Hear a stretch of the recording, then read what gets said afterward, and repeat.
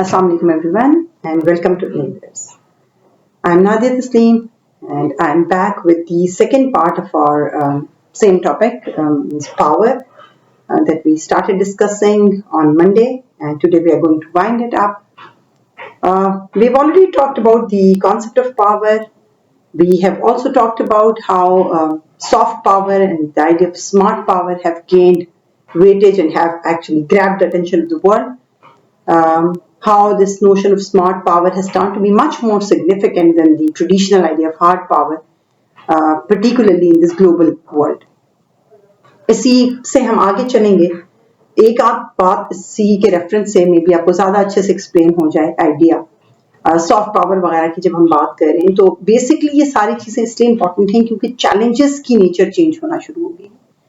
पहले आपके जो चैलेंजेस थे जिनको आप डील करते थे विद पावर, जो ऑब्जेक्टिव्स होते थे जिनको आप अचीव करते थे with power, they were of different kind. Now the nature of challenges since has changed, so naturally the dimension of power has also changed, or somehow the idea of power has further broadened. तो वो हम ज्यादा explain करेंगे जब इसी connection में हमारा next lecture होगा about the notion of traditional and non traditional security. तो आप और ज्यादा अच्छे से ग्रैस्प कर सकेंगे. कमिंग बैक टू पावर, तो हम बेसिक्स डिस्कस कर चुके हैं, but of course when we try to understand power there is one thing that we need to comprehend. क्योंकि पावर जो होती है वो किसी बेस पे होती है. किसी भी मुल्क की पावर, किसी मुल्क को अगर आप पावरफुल कंट्री कंसिडर करोगे या कोई मुल्क अपने आप को पावरफुल कंट्री कंसिडर करेगा और अपना वो स्टेचर दुनिया में चेरिश करना चाहेगा, तो that country needs to have some elements, कुछ इंग्रेडिएंट्स, कुछ जोज ऐसे होते हैं जो आपको एक पावरफुल कंट्री बनाते हैं, पावरफुल कंट्री के तौर पे दुनिया में इंट्रोड्यूस कराते हैं. तो आपने पावर जो अटेन की या हासिल की है, जिसकी बेस पे आप दूसरों को इन्फ्लुएंस कर रहे हो, आखिर वो भी किसी बेस पे आपने हासिल की. तो इसलिए जब हम पावर के आइडिया को डिस्कस करते हैं तो बड़ा इंपॉर्टेंट होता है, और जिसकी वजह से मैं जो चीज एक्सप्लेन असल में करना चाह रही हूँ, that actually is the idea of elements of power. क्योंकि एलिमेंट्स ऑफ पावर को समझे बगैर हम पावर की नोशन को नहीं समझ सकते. ठीक है. और जब एलिमेंट्स ऑफ पावर की बात करते हैं तो ऑब्वियसली ये बहुत सिंपल है टू अंडरस्टैंड, क्योंकि पावर के एलिमेंट्स की अंडरस्टैंडिंग जनरली मीन्स होती है आपको. एक मुल्क इकोनॉमिकली स्ट्रांग है, एक मुल्क के पास मिलिट्री पावर एग्जिस्ट करती है, उसकी ज्योग्राफी कैसी है, ये सारी चीजें मिलकर उस मुल्क को पावरफुल बनाएंगी. ठीक है. या फिर ऑब्वियसली वीक कंट्री बनाएंगी. दोनों चीजें एग्जिस्ट कर सकती हैं. लेकिन हम अगर एकेडमिकली एलिमेंट्स ऑफ पावर को डिस्कस करते हैं तो हम इनको डिस्कस करेंगे रे एस क्लाइन के फॉर्मूला के मुताबिक. सो रेस क्लाइन ने एक प्रॉपर पावर का फॉर्मूला दिया back in 1977. World power assessment के अंदर ये फॉर्मूला आया, और उस फॉर्मूला के तहत ये बड़ा आसान हो जाता है कि आप पावर को या परसीव्ड पावर, क्योंकि पावर जो पी इसके लिए यूज होती है टर्म जो रेस क्लाइन का फॉर्मूला है उसके मुताबिक, और पी मतलब परसीव्ड पावर, जो पावर आपकी आप अपने आप को कहाँ प्लेस. परसीव्ड पावर दो हिसाब से इस टर्म को इस्तेमाल किया जाता है. एक ये कि आप अपने आप को कहाँ रख रहे हो. ठीक है. आपका जो भी फॉरेन पॉलिसी गोल होगा या दुनिया के अंदर आपका जो भी रोल होगा वो इस बात से काफी हद तक डिफाइन होगा, या इस बात का आउटकम होगा, या इस बात के नतीजे में आपका रोल डिफाइन होगा कि आप खुद को कहाँ रख रहे हो इस ग्लोबल स्टेज के अंदर. आपको क्या लग रहा है कि आप कहाँ स्टैंड करते हो, उसके मुताबिक आप एक्ट करोगे. और दूसरा ये कि बाकी दुनिया आपकी पावर को क्या परसीव करती है, वो आपको कैसे दिखती है, उसके मुताबिक अल्टीमेटली आपका जो लार्जर गोल्स है वो सेट होंगे. उसके मुताबिक आपका स्टेचर सेट होगा कि आप पावर की जो एक हायरार्की दुनिया में है, या एक जो पावरफुल एक्टर्स है ना, means hierarchy top to down order. तो यहाँ पे कौन है, यहाँ कौन है, यहाँ कौन है, ये सब इस परसीव्ड पावर के थ्रू सामने आता है. और ये परसीव्ड पावर किन चीजों से कैलकुलेट होगी. तो रेस क्लाइन ने इसको बड़ा एक फॉर्मूला, जिसको आप ये समझे कि अगर इस फॉर्मूला को आप याद कर देते हैं तो आपके लिए बड़ा आसान हो जाएगा. उसने इसको एक बड़ा इंटरेस्टिंग सा फॉर्मूला बनाया जिसमें उसने कहा C plus E plus M. ठीक है. लेकिन it's again multiplied by two other elements. दो और चीजें हैं, S प्लस W. ये 5 चीजें हैं जिनको रेस क्लाइन हाईलाइट करता है एलिमेंट्स ऑफ पावर की बात करते हुए. But does he mean that all these? First is its critical mass,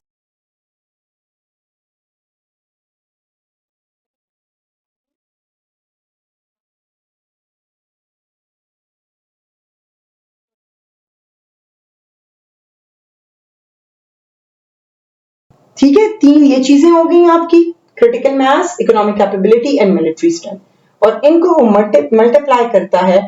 ये दो बड़ी इंटरेस्टिंग चीजें हैं। पहला एस इज स्ट्रेटेजिक पर्पस, या आपके जो गोल्स हैं, जो आपके मींस आपने गोल्स अपने बनाए हैं, कोई भी आप बैरूनी खतरा आपको लग रहा है तो उसके हिसाब से जाहिर है आप अपने मुल्क के कुछ गोल सेट करोगे कि हमें इस तरीके से अपने आप को बिल्ड करना है और इस तरीके से अपनी पावर को शो करना है कि कोई भी बैरूनी खतरा है तो उसको हम कैसे डील कर सके, या ये कि आप दुनिया के अंदर कितने ज्यादा इन्फ्लुएंस क्रिएट करना चाहते हो, कितना ज्यादा असरअंदाज होना चाहते हो।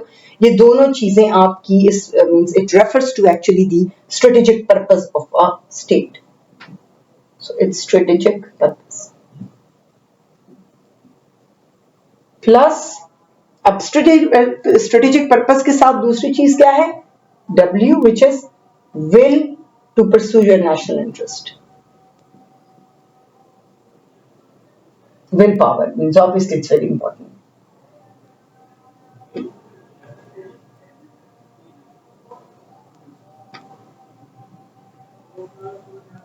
ठीक है, just pardon my handwriting or board. So basically ये फॉर्मूला है जो कि रेस क्लाइन ने दिया, इसमें critical mass, economy and military strength multiplied by strategic purpose and will to pursue national interest. इसको अगर हम क्विकली डिस्कस करें तो क्रिटिकल मास से मुराद है पॉपुलेशन एक मुल्क की, और एक मुल्क की टेरिटरी, कि आप कितनी टेरिटरी आपके पास है और किस किस्म की टेरिटरी है, इज इट रिसोर्सफुल और नॉट, और उससे भी ज्यादा कि ज्योग्राफिकली आप कहाँ पे मौजूद हो। तो वो सारी चीजें भी रोल प्ले करती हैं आपको पावरफुल एक्टर बनाने में या आपकी पावर को रिड्यूस करने में। ठीक है, तो जैसे यूनाइटेड स्टेट्स ऑफ अमेरिका क्योंकि दुनिया से आइसोलेटेड है, उनका वो बाकी दुनिया से अलग है, तो उनके लिए जब एक दफा वो पावरफुल एंटिटी के तौर पे सामने आ गए तो ज्यादा आसान था अपने गोल्स को परस्यू करना। उसके मुकाबले में Germany had been in the centre of Europe, और आप सराउंडेड बाय हॉस्टाइल स्टेट्स, या Russia had been surrounded by some hostile states, तो ऐसे मुल्कों के लिए थोड़ा सा एक ज्योग्राफिक हर्डल था to means obviously to pursue their power and to pursue their hegemonic aspirations. It turned to be comparatively easier for America, ठीक है, to do the same. उसके बाद और साथ ही क्रिटिकल मास में होता है आपकी पॉपुलेशन। तो अगर आपके पास पॉपुलेशन, आपकी स्ट्रेंथ भी हो सकती है, वीकनेस भी। अगर हम पाकिस्तान का केस लें तो पाकिस्तान के अंदर यूथ बहुत है, तो अगर आपकी यूथ राइटली गाइडेड हो और राइटली मोबिलाइज्ड हो तो that can prove to be a major strength. Anatol Lieven ने अपनी किताब पाकिस्तान हार्ड कंट्री में बड़ा कैटेगोरिकली लिखा कि पाकिस्तान के सर्वाइवल में एक बड़ा हाथ पाकिस्तान की यूथ का है, और उसकी रीजन ये है कि जब हम देखते हैं कि अर्थक्वेक जैसा इतना मेजर क्राइसिस आया तो पाकिस्तानी यूथ थी जो कि, और पाकिस्तानी पॉपुलेशन थी, it was not only youth, actually the population of Pakistan was ready to assist each other, और इस चैलेंज को उन्होंने मिल के सामना किया और इसको ओवरकम किया। तो ये दोनों चीजें बड़ा इंपॉर्टेंट रोल प्ले करती हैं कि आप कितनी इन्फ्लुएंस फर्दर एग्जर्ट कर सकते हो।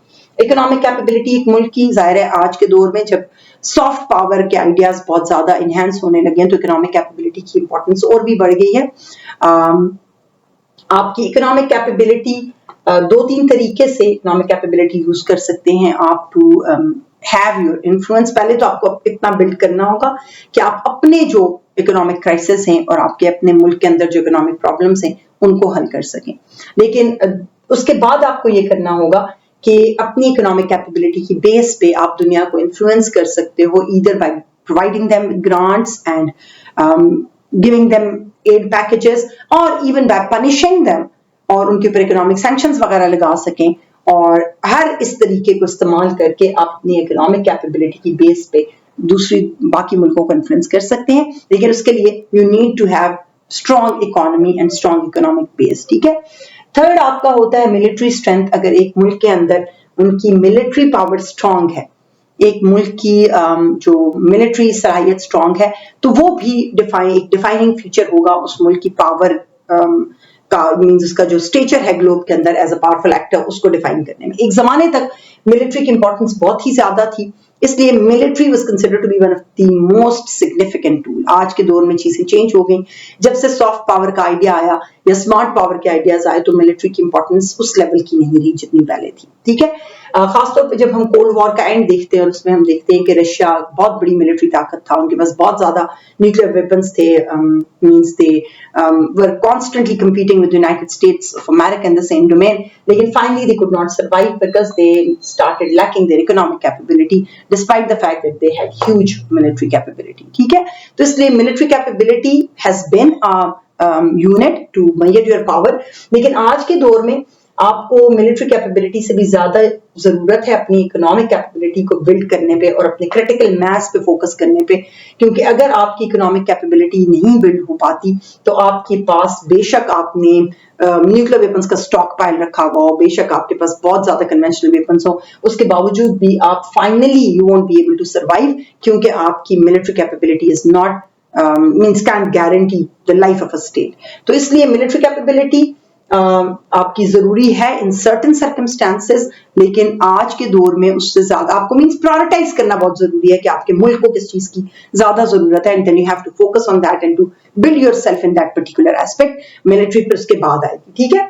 अब लेकिन इन तीनों चीजों को जब आपके पास ये कैपेबिलिटीज इन सर्टेन वेज हो और ये आपकी स्ट्रेंथ्स हो, क्रिटिकल मास भी आपकी स्ट्रेंथ हो, इकोनॉमिक कैपेबिलिटी भी आपकी स्ट्रेंथ हो और मिलिट्री भी आपकी स्ट्रेंथ हो, तो भी आपको फिर एक you need to have a strategic purpose और you need to pursue your national interest. उसके लिए विल पावर होने की बहुत जरूरत है। स्ट्रेटेजिक पर्पस, जैसे मैंने ये कहा कि अगर आपने दुनिया में पावरफुल एक्टर बनना है तो आपके पास कोई means you need to have a goal. आप इन्फ्लुएंस करना चाह रहे हो तो आपके पास क्या गोल है? एक गोल तो ये हो सकता है कि आपको खतरा है और आप चाह रहे हो कि आप किसी के इन्फ्लुएंस में ना आओ और आपके पास इतनी पावर हो कि आप उनके इन्फ्लुएंस को रिटेन कर सको, रोक सको और इन रिटर्न इन्फ्लुएंस क्रिएट कर सको। और एक ये है कि you know that you can't be influenced by anyone, for example the case of America, आपको कोई और नहीं इन्फ्लुएंस कर रहा, आपको कोई खतरा नहीं है, लेकिन आपके हेजेमोनिक डिजाइन्स हैं, आप दुनिया पे हुक्मरानी के ख्वाहिशमंद हैं और उस वजह से वो आपका स्ट्रेटेजिक पर्पस है और उस वजह से आप इन तीनों चीजों को बिल्ड करते हैं और इनकी बेस पे आप दुनिया के अंदर एक बहुत ज्यादा इन्फ्लुएंस अपना क्रिएट करते हैं और उसको फिर मेंटेन करते हैं on the basis of the capabilities that you have. ठीक है, तो ये तीनों कैपेबिलिटीज आपका स्ट्रेटेजिक पर्पस डिफाइन कर सकती हैं और स्ट्रेटेजिक पर्पस आपकी इन कैपेबिलिटीज को फर्दर बिल्ड करने में मदद कर सकते हैं। दोनों चीजें आपस में पैरेलल में जाती हैं, आपको हो कि दोनों चीजें एक दूसरे को कॉम्प्लीमेंट करती हैं। अब आपका बहुत बड़ा स्ट्रेटेजिक पर्पस है लेकिन आपकी कैपेबिलिटी नहीं है तो आप उस पर्पस को अचीव नहीं कर सकते, उसके लिए कोई एफर्ट नहीं कर पाओगे। लेकिन अगर आपकी कैपेबिलिटीज हैं लेकिन आपका कोई ऐसा पर्पस नहीं है तो भी you can't turn to be a powerful actor. To be a powerful actor आपकी तीनों critical mass, economic capability and military strength, you need to have these and then you need to have a strategic purpose, or you need to have a strategic purpose and then you need to build all of these as well। और उसके साथ साथ आपकी कितनी will power है to pursue national interest. अब ये बड़ा एक क्रिटिकल पॉइंट है क्योंकि नेशनल इंटरेस्ट को आप डिफाइन कैसे करते हो ये भी आपकी मींस एट टाइम्स आप नेशनल इंटरेस्ट के प्रीटेक्स्ट पे जिन चीजों पे फोकस करना शुरू करोगे वो आपकी स्टेट के भी और आपकी पब्लिक के भी इंटरेस्ट के में भी अगेंस्ट चली जाएंगे, आपकी पब्लिक को उससे नुकसान हो फायदा पहुंचने की बजाय। तो ऐसा भी हो सकता है, इसलिए आपकी नेशनल इंटरेस्ट है क्या, उसको आगे ले जाने की आपके अंदर विल पावर कितनी है। अगर फॉर एग्जांपल आपकी का नेशनल इंटरेस्ट है कि भाई हमने अपनी स्टेट को ग्रो करना है क्योंकि state ultimately is there to somehow ease the lives of the people, और हमने स्टेट को इसलिए ग्रो करना है कि पब्लिक को आसानी मिले और पब्लिक सुकून की जिंदगी गुजार सके। तो अगर उस नोशन से आपने नेशनल इंटरेस्ट को परस्यू करना है तो फिर आपका focus on all these things means जो ये तीनों एलिमेंट्स हैं इन पे बड़ा डिफरेंट तरीके से बनेगा और आप इनको प्रायोरिटाइज करोगे as per your national interest. लेकिन क्योंकि नेशनल इंटरेस्ट वो कंट्रोवर्शियल आइडिया है जिसको डिफाइन जो ग्रुप्स करते हैं मुख्तलिफ मुल्कों के अंदर, वो अपनी परसेप्शन के मुताबिक करते हैं, मींस उनकी जितनी सोच होती है वो सोच के मुताबिक नेशनल इंटरेस्ट को डिफाइन करते हैं और उसी के मुताबिक पॉलिसी मेकिंग किए जाते हैं। तो ऐसा होता है कि at times it ends up in a disaster. ऐसा हो सकता है कि आपने इन सब चीजों पे फोकस रखा और एक सर्टेन नेशनल इंटरेस्ट, एक सर्टेन वे में नेशनल इंटरेस्ट को डिफाइन कर दिया और फिर आप उस नेशनल इंटरेस्ट को हासिल करने के लिए आगे चल निकले, लेकिन वो सब एंड अप हुआ इन अ फेलियर क्योंकि आप अपने इश्यूज को राइट तरीके से आइडेंटिफाई नहीं कर सके थे। तो आज के दौर में जब हम मॉडर्न स्टेट के साथ पावर को देखते हैं तो एक ये बड़ी पॉलिटिकल कॉनोटेशन है पावर की, और इसमें स्टेट का सर्वाइवल पावर के साथ जुड़ा हुआ लगता है कि स्टेट जितनी पावरफुल होगी उतनी सर्वाइव कर सकेगी। लेकिन दोबारा क्योंकि पावर के अंदर हमें देखते हैं कि all of these things are the key ingredients, और इनके बगैर पावर का आइडिया कंप्लीट नहीं होता।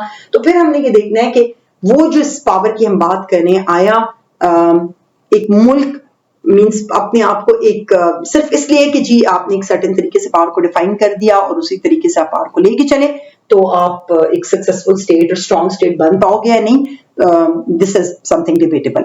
आपको ये देखना होगा कि पावर की कॉनोटेशन जो एक एग्जिस्ट कर रही है, आया वो इनफ है आपके गोल्स को परस्यू करने के लिए, या आप पावर को अपने हिसाब से, अपने नेशनल इंटरेस्ट के हिसाब से और अपने स्ट्रेटेजिक पर्पस के हिसाब से रीडिफाइन करने की आपको जरूरत है। This is what we need to think a lot, particularly the countries like Pakistan and the other developing countries. So with this we come to an end. Thank you so much for your patience. Stay blessed. Allah Hafiz.